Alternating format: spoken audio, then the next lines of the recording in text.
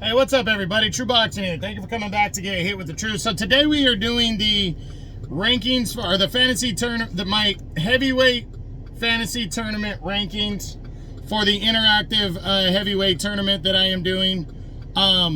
This video is going to be on my number 16 heavyweight based on my point system. The former two-time heavyweight champion of the world, former unified heavyweight champion, Hasim the Rock Rahman. Now, before we get into that, if you could smash the like button, leave a comment, or subscribe to the channel, I really do appreciate any and all support that I can get as I continue to build my channel here. So, Rahman, and again, guys, the tournament is coming soon. I'm going to be releasing all the matchups once I'm done with all 32 fighters, which should be in the next day or two, and when I do the rules and regulations and breakdown of how I'm drawing for the tournament and all that good stuff. So now let's get into Hasim Rahman. Rahman really was he made his debut in the 90s. I think it was actually 1994. He went undefeated all the way through 1998, where he would take on one-loss David Tua.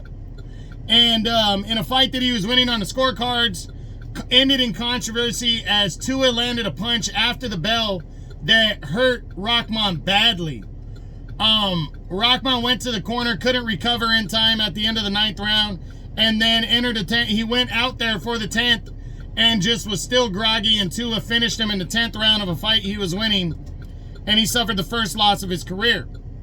He bounced back and got 2 straight wins, but then disaster hit him again in 1999, and another, when he would take on Oleg Moskayev and would get stopped in the 8th round of that fight in a major upset. It was tough for him to bounce back, but he was still considered to be a legitimate player.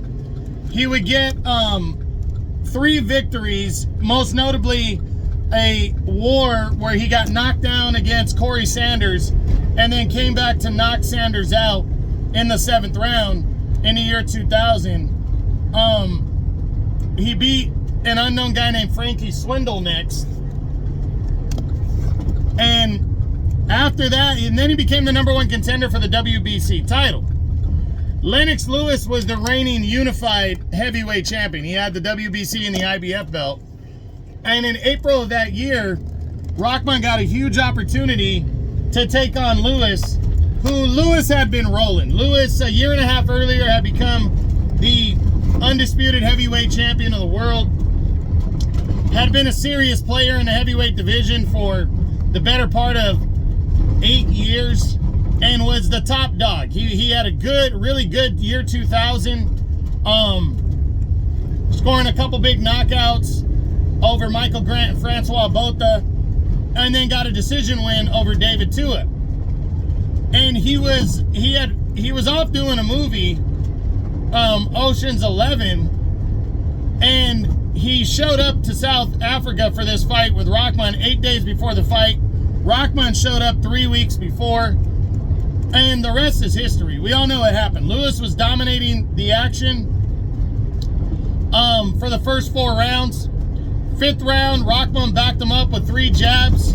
Lewis stood still on the ropes, like against the ropes, and Rahman unloaded a monster right hand that dropped Lewis. Lewis would not get up, and Hasim Rahman would score the biggest upset since Buster Douglas over Mike Tyson, as he would knock out Lennox Lewis in the 5th round and become the unified heavyweight champion of the world, and the #1 heavyweight in the world, mind you. After that, he tried his ass off to secure a Mike Tyson showdown, but Lennox Lewis was all over that one, as he was obligated to have a mandatory rematch with Lennox. So the two would lock up 7 months after the major upset in November of 2001, and Lennox Lewis came back poised and pumped up and was not overlooking Rahman this time. He dominated Rahman, stopping him in the 4th round with a highlight reel 1-punch knockout to return the favor and regain the unified heavyweight title. But after that, because the significance of the knockout over Lewis, Rahman would just receive opportunities galore. He would return 7 months later in June of 2002 to battle former 4-time heavyweight champion of the world Evander Holyfield, who was also coming off his trilogy with John Ruiz. This one, Rahman came in the favorite, but after 8 rounds, headbutts caused by that Holyfield was notorious for caused a massive swelling, which is the grossest swelling I've ever seen over the right eye of I think it was the right eye of Rahman on his forehead. And after 8 rounds, the referee, the corner decided to, not the corner, the ring doctor decided to stop the fight, and it was declared a technical split decision victory for Evander Holyfield. That was a setback for Rahman, but he would return in March of 2003 to do battle with David Tua in a rematch. A lot of people felt Tua was going to beat Rahman this time. This time, Rahman cleanly outboxed Tua using a long jab, outworked him, but when the judges came back, they called the fight a draw, which was surprising because Rahman should have won that fight. But because of his performance and the fact that he should have won, the WBA moved him to #1 in their rankings. And in December of 2003, he would get an opportunity to fight for the vacant interim title against a fellow former champion, John Ruiz. Rahman came in the favorite, but Ruiz's holding and hitting style was put into play, and he would frustrate Rahman, hold and hit, and score a ugly unanimous decision, as John Ruiz would become the interim champion, handing Rahman the loss. Tough defeat for Rahman there, but again, he didn't let it get him down. He returned in 2004 and kind of started from scratch, and would go on a winning streak, beating little known guys like Alfred Cole by a decision, stopped the Mario Colley, stopped the Rob Calloway, and stopped a guy named Terrence Lewis.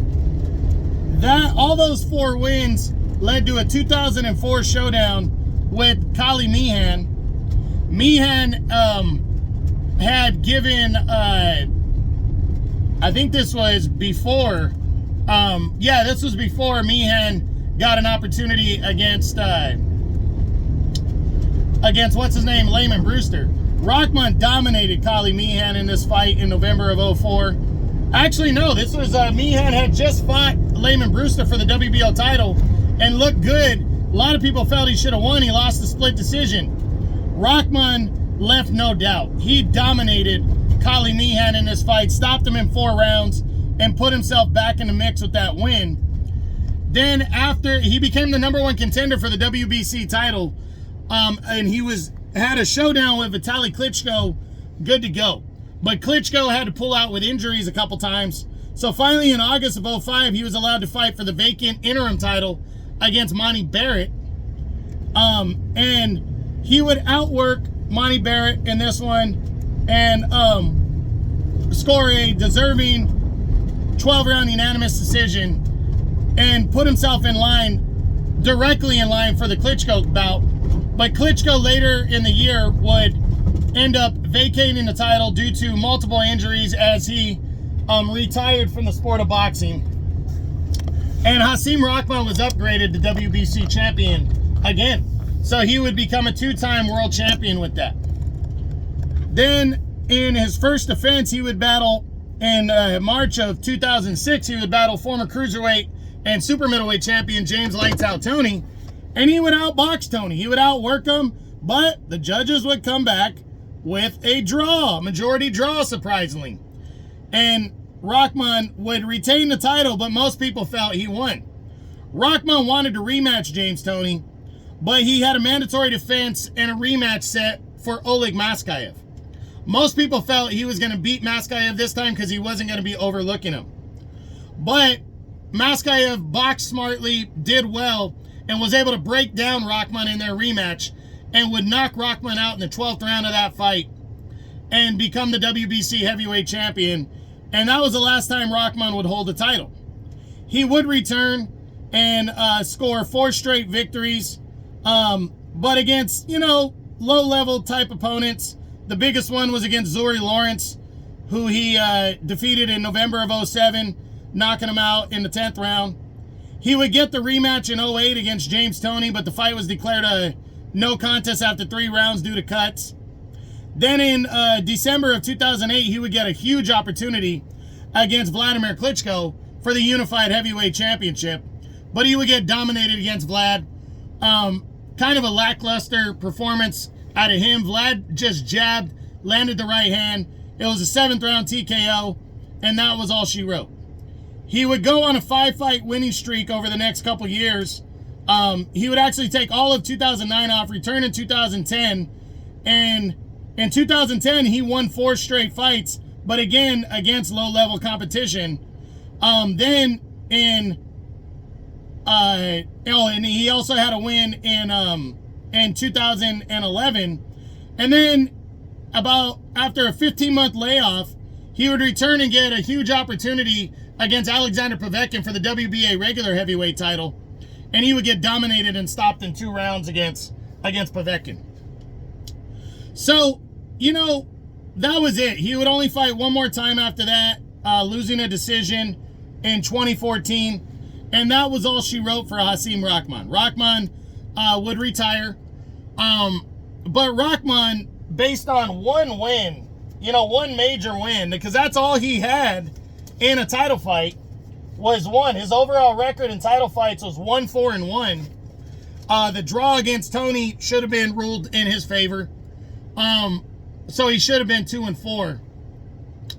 But that one victory was so significant, knocking out Lennox Lewis. It was huge. Because Lewis was such a huge name that Rahman, after the victory and after losing the belt, continued to get major opportunities all the way down the stretch. Now, he won some serious fights that made him a player, and continued to make him a player.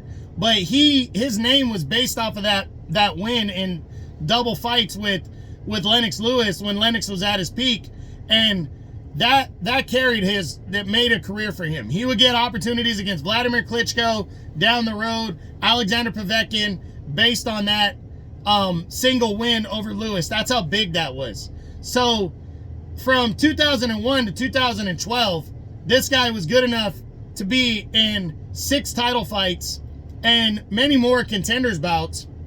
And Rahman was a 2-time heavyweight champ. So for what it's worth, Rahman did his thing. He had one big night. He might have been way overrated, but he was still a very significant player in the heavyweight division.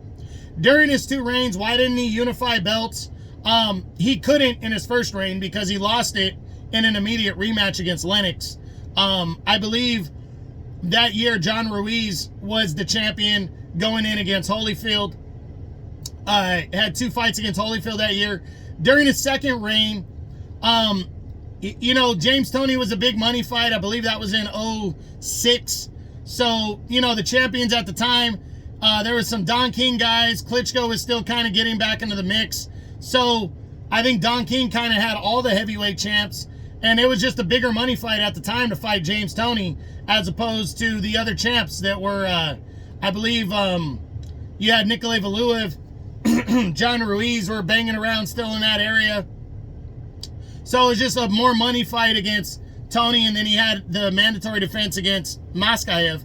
So just bigger opportunities and not enough of a title reign for him to try to unify. So that's it. But Rahman definitely had a lot of accomplishments here, and very, maybe an overrated guy, but his accomplishments are underrated. I like Rahman. We'll see how he does in this tournament. That's it. That's my number 16 heavyweight for the Interactive Fantasy Heavyweight Tournament that I am hosting. The former 2-time heavyweight champion, former unified heavyweight champion, Hasim the Rock Rahman. I hope you enjoyed the video. If you did, smash the like button, leave a comment, or subscribe to the channel. I appreciate any and all support. This is True Boxing. You've been hit with the truth.